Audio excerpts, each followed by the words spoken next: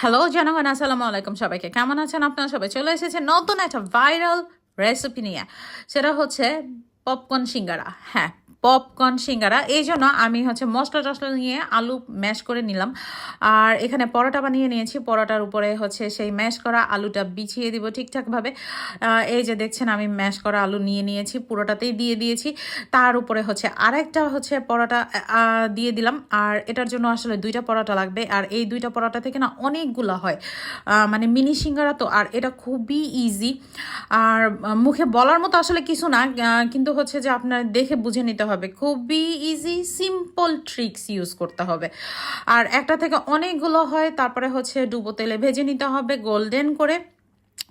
আপনি যদি আপনার গেস্টদেরকে দেন, তারা কিন্তু বুঝতে পারবে না যে এটা এত সিম্পল একটা জিনিস। খেয়ে কিন্তু সবাই আঙ্গুল চাটতে থাকবে। যাই হোক, দুটো জিনিস বলে দেই, এটা অবশ্যই ঝাল ঝাল করতে হবে, না হলে এটা মজা লাগবে না। আর আরেকটা যে এটা আপনি আটা দিয়ে করতে পারবেন না, এটা ময়দা দিয়ে করতে হবে। আটা দিয়ে করলে কিছুক্ষণ পর এটার ক্রিস্পিনেসটা চলে যাবে। আমারটা ঝাল কম হয়েছিল বলে আমি উপর দিয়ে আর একটু মরিচ আর লবণ দিয়ে দিয়েছিলাম।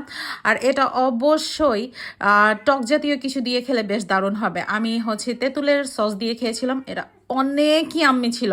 আপনারা বাসায় অবশ্যই ট্রাই করবেন এবং আমাকে জানাবেন। আজকের মতো বিদায়।